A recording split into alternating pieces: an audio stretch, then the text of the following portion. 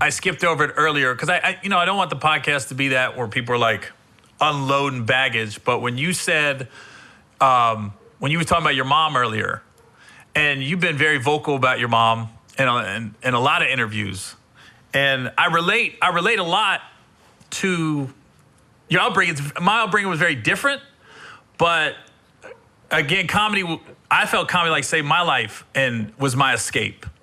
And I feel like in that aspect, it's similar to yours, where you've been very vocal, where comedy just was like, once you got on stage, it was like, almost was a release to all the stress and pressure going on in your life.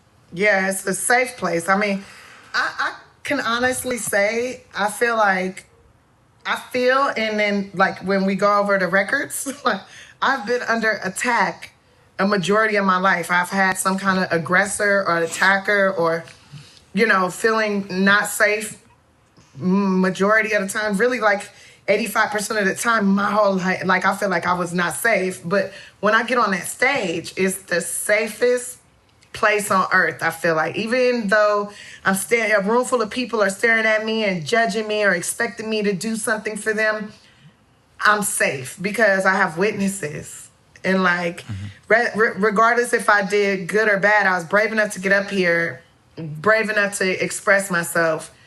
And the only reason I'm able to do that is because I'm safe. Mm-hmm. It is true, man. And only comedians know that no matter what's going on in your life, whether you're going through a divorce, whether you're going through mental abuse, whether you're going through financial struggles, once you get on the stage and you get that first laugh, like, I don't care if it's just a little chuckle, it's just like everything kind of goes away. And you're like, I'm at home. Right. Only comedians know that feeling. Maybe singers, but not even singers. I don't know about that, because comedians, like, we're bearing our souls on stage. Yes. Like we're letting you into our world. And I find in the beginning you just want the laughs. Even if it's cheap laughs, I call it. But when you can just get a crowd and they're silent and they're listening to your story, sometimes I enjoy the silence as much as the laughs because they're listening. You know what I mean? People write me all the time like, I was crying, I felt so bad for you, and then you made me laugh so hard. I felt bipolar. Like, like people write me with that. So, because I didn't know your story. I didn't know everything you went through until Girls Trip came out, and you start sharing your story more. And I had no clue. I didn't know you were homeless. I didn't know you were living out. Only thing I knew about you, Tiff, was your husband, because you shared that with me over the phone. And that's all I knew. I didn't know everything you went through with your mom, foster care. I didn't know you were Jewish. I didn't know you used to do bar mitzvahs. I didn't know any of that until the interviews.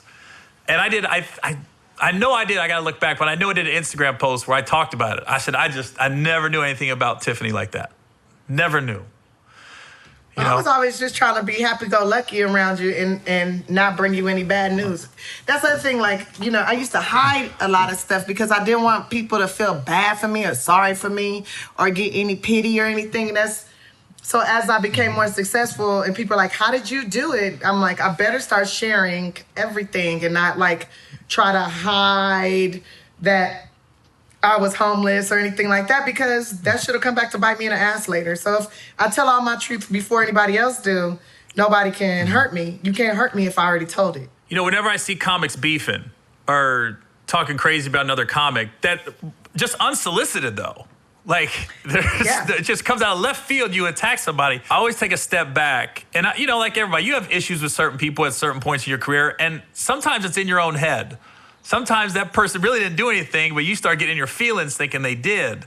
And thank God I got my wife, because she always, when I vent, she says, Gary, what are you talking about? You're just so off base.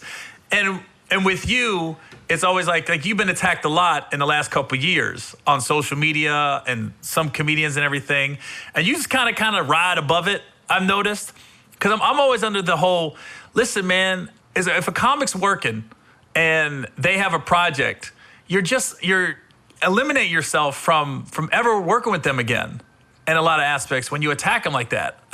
Sometimes I want to shake comics, like, what are you doing? That was unnecessary. That's the little jealousy issue thing. But, you know, my mom trained me for this. The first person I ever loved, my mother, is the first person to be like my bully, my attacker, my biggest critic, my biggest hater. The person like, oh, yeah, go on, do that. You suck. You are garbage. You look like your ugly ass daddy. Like, so can't nobody say to me affect me the way that she do. So I don't care. I know that they're wasting their energy. And the fact that they're thinking about negative things to say about me means they're really in love with me. They really care about me.